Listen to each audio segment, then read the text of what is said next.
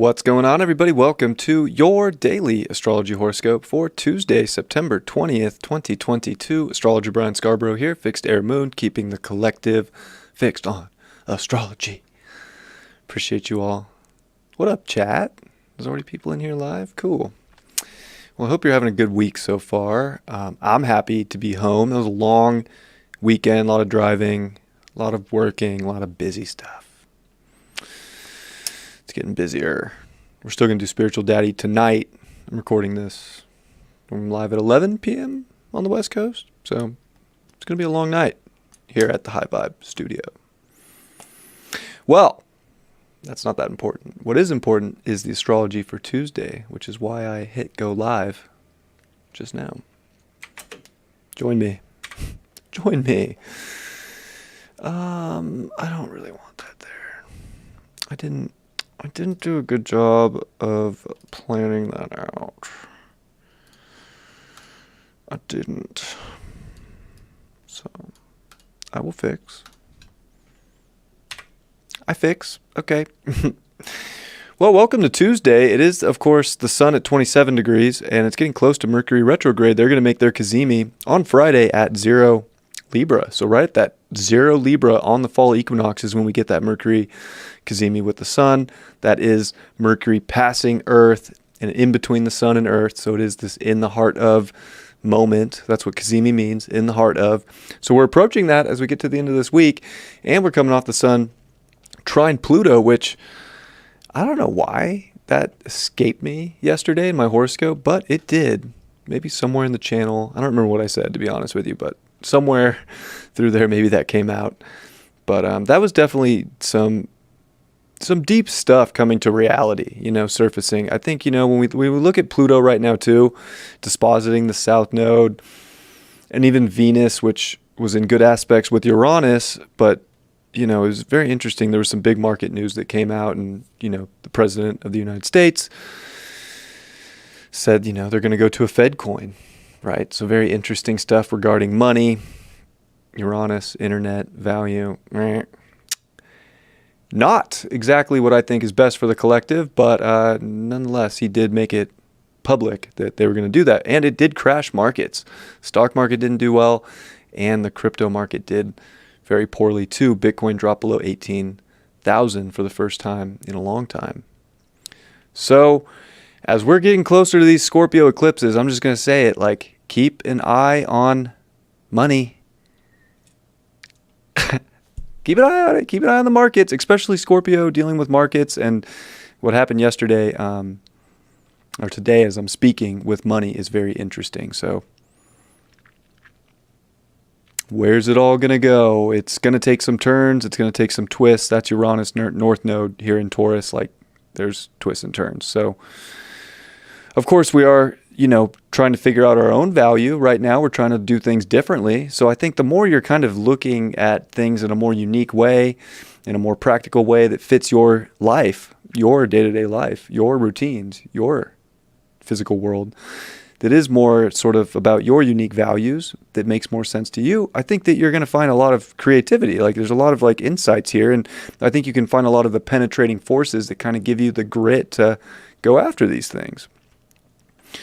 We're going to get a lot of understanding too as we build up to that Cazimi point with Mercury and the sun, just a lot about relationships or our own alignment, and the things we've been weighing out or asking questions about. Hopefully we're coming to a place of finding answers. That moon's going to oppose Pluto today. It's going to sextile the sun. So it is this, waning sextile here, dignified moon, but it's out of bounds in Cancer. It's opposed Pluto.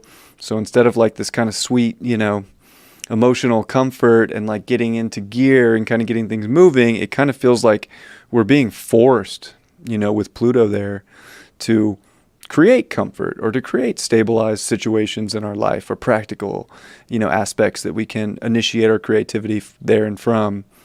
But it's not, it's never the most comfortable. Pluto has been plaguing this poor dignified moon in Capricorn since 2008.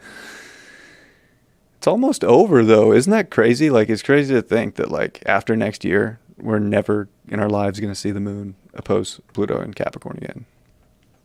crazy. So, gosh, it's kind of like getting comfortable with these, different aspects of society, these different powers in the governments and in the worlds and in the world, and just like finding your own security through changes and through, oh my God, what's that? And, oh my God, what's that? Like, I think a lot of it's really been built around that. So we're taking sort of this deep security, this deep emotional understanding of our lives, and putting it to practical use with a passion built behind it. And I think that's using this aspect really well today, is coming into alignment with your passions, your desires, what you envision for the long term. Maybe it doesn't have to completely go according to plan here. Maybe it will, maybe it won't. It's not about the obsession over what the long term looks like, but just the determination to do something in your life. And I think that's the creating a personal foundation around something that feels unique, valuable, special, and uplifting to you is like the way to go in many ways. But of course there's, get too comfortable with a moon opposite Pluto, or too like, I need it this way. Maybe, maybe not. Maybe, maybe not. This is the world we live in. So maybe, and so maybe not. But that moon is going to come into Leo, and it will make good aspects to Mercury retrograde with a sextile, and it will trine over to not Chiron, but Jupiter by the end of the day. So we get that ingress, and I think that does kind of put us into a place of really like feeling good about ourselves, feeling good about our creative energies, what we want to shine a light on, what makes us happy. So it's definitely kind of a 2-part day. It can start off kind of in the morning, kind of like, gosh, I have to do this. And then by the end of the day, maybe in Leo here with a trine to Jupiter, like it does feel much more abundant, even that you got up out of bed to do the thing that you were like, fuck, it's stupid responsibilities, stupid chores. It's almost like taking care of that business and like finding the beauty in the work that you are doing, and finding the fun and making things fun will show up with the reward of like, wow, that actually felt really good by the end of the day, and I learned a lot and I understood a lot, and it's bringing things more into this alignment that I am looking for. So I think that by the end of the day, there could be some really like positive feelings of happiness and joy, especially maybe around relationships, conversations with others, but also the bigger picture and the belief of what's possible for you and what can be created for you if you're willing to get really serious and really passionate and dive really deep for what you really do want in life, and to not settle for less, but to like really look at yourself. Like that's one thing Aries and Leo is good at. Like they will look at what they want first, like, so the moon coming in there, trining Jupiter, it's definitely about that energy of like, what do I really want right now? What's going to make me feel really good? What do I desire? How can I go about getting it? Especially coming off the opposition to Pluto. And then, the conversations with the people that you do love and that you do want to maybe build with, or, you do want to shine your light for, with that aspect over to Mercury, and Mercury with the sun here. Like we're about to get a really strong message here, before we even get that Libra new moon, and as we come into that fall equinox and it's equal day, equal night, and 0 Libra, like wow, what a powerful day for a Gazimi.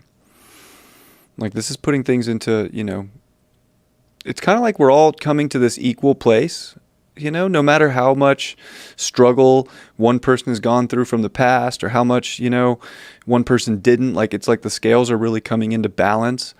And we need to all like shine together through that, and come to that place of like, yep, we're all equal. We're all doing this together. We all got to step up, be persistent for the things that we want, keep at it. Like that's kind of life right now. It's like keeping on, keeping at it, there's no breaks. We get breaks sometimes, but life's a grind. Life is a grind. And the moon's not really making any other aspects after that. It's not really doing much. However, Venus at 19 degrees is in a quincunx over to Saturn, which, coming off the trine to Uranus and Saturn in their square, which is definitely shaking up our reality a lot. we got to put a focus on the things that we want to stay at. Like there's Saturn, like one benefit Saturn has is it's got staying power. It's kind of to last. So it's like building relationships that fit the schedule, the reality, the purity from your soul to their soul coming together, and like what's really built to last and what really feels like it's on the right frequency, what really feels like in alignment. And I think that's where the quincunx will feel really weird for people, is it's so obvious if things aren't in alignment. Maybe they were in alignment just a week ago, and then all of a sudden we get to this point with a Venus trine Uranus and a quincunx to Saturn, and it's like all of a sudden there's no more alignment.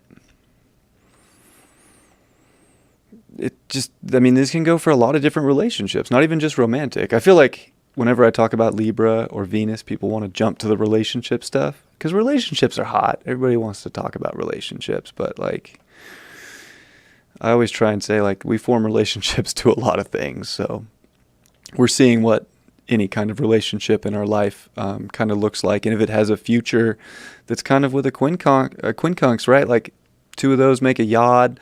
Like it's God kind of pulling the strings, which is why they're weird, is because they don't always have this is going to happen with a quincunx. Like you kind of just get puppeted into these weird situations that kind of show the truth with Saturn here too, like the cold hard truth in Aquarius. So I think we're seeing where a lot of our relationships, if they hold that purity, and especially as the sun's finishing up here in Virgo, like we're really getting to the end of this harvest before fall. And I think it is kind of a important, crucial time to step up and do things that really do make you happy and light you up, find relationships and find things that, you feel like you're learning and growing from right now, because it can feel very stagnant with all the retrograde energy. And, we definitely want to try to keep pursuing life. We don't want to just stop what we're doing because it's retrograde, tropolis out here. Got to just kind of keep at it, but it's kind of keeping at it with the stuff that we already know holds, the uniqueness of the value that we're looking for and a future we desire, because we've learned so much up to this point. Like we don't want to give up now. It's like keep trucking with what you do know. And of course, more information will always find us. So pretty interesting day in the astrology. I don't have too much more to say about it other than all that. We are getting ready to see Venus approach that opposition to Neptune this week too, which will be about, Friday with that Cazimi. So gosh, 0 Libra, Cazimi with Mercury, and then a Neptune opposing, a Venus opposing that Neptune in Pisces. Very interesting understandings. And, that does kind of bring up like romantic relationship stuff. So what is going on with our romantic relationships, or just the relationships in our life? They are definitely getting a truth that we might not want to look at.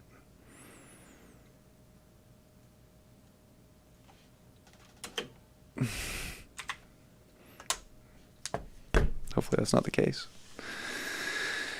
Okay. I choose you.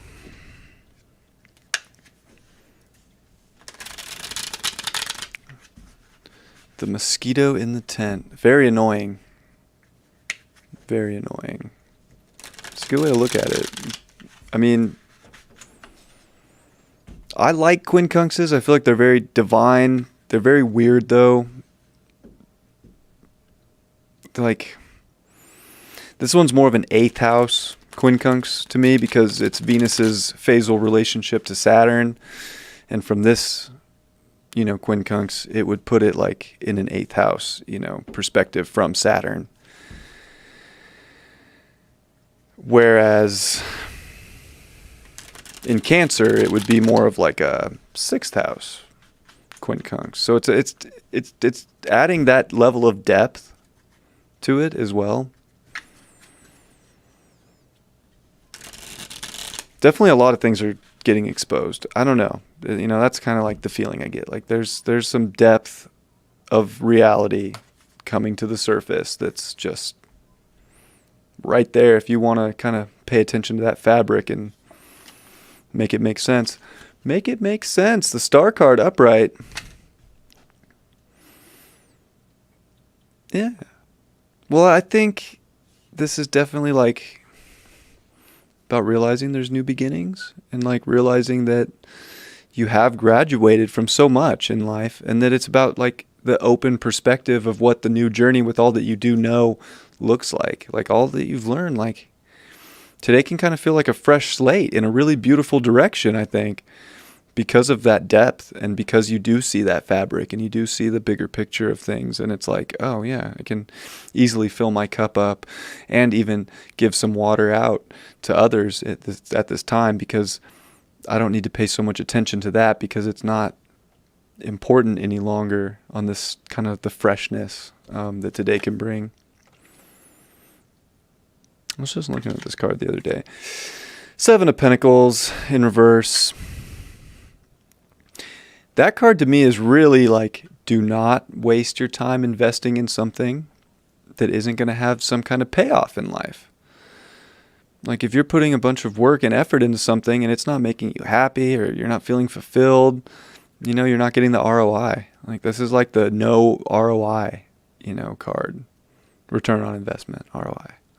For anybody that doesn't know.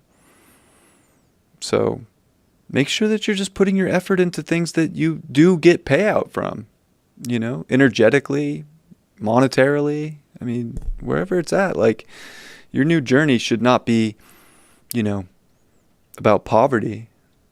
If we're going star card to this, like it should be about abundance. Now, abundance can look different to a lot of different people. So again, like what's your abundance?